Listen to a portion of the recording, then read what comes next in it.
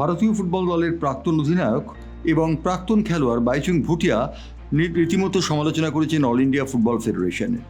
মরিশাসের সঙ্গে ভারতের খেলা 0-0 হওয়াতে তিনি সমালোচনা করে বলেছেন ভারতীয় ফুটবলের কাঠামোটিকে আমূল সংস্কার করা দরকার। তিনি বলেছেন একটা সময় ভারত 100তম ক্রমপর্যায়ে ছিল, এখন তা 125-এ গিয়ে পৌঁছেছে। ভারতীয় ফুটবল ফেডারেশনের কর্তাদের অদূরদর্শিতার জন্য এই ঘটনা ঘটেছে বলে বাইচুং ভুটিয়া মনে করেন। তিনি মনে করেন অবিলম্বে অল ইন্ডিয়া ফুটবল ফেডারেশন ভেঙে দেওয়া উচিত এবং ভেঙে দিয়ে নতুন নির্বাচনের মাধ্যমে নতুন রক্ত সঞ্চারিত করা উচিত ভারতীয় ফুটবল ফেডারেশনে। তিনি বলেছেন বিষয়টি অবশ্য সুপ্রিম কোর্টের বিচারাধীন, সুপ্রিম কোর্ট অবশ্য নিশ্চয়ই সিদ্ধান্ত নেবে তারা কি ভাবছে। মরিশাসের সঙ্গে গোলশূন্য খেলা হওয়াতে বাইচুং ভুটিয়া রীতিমতো ক্ষিপ্ত হয়ে উঠেছেন। তিনি বলেছেন ভারতীয় ফুটবল ফেডারেশন যেভাবে চলছে তা কোনোভাবেই চলা উচিত না।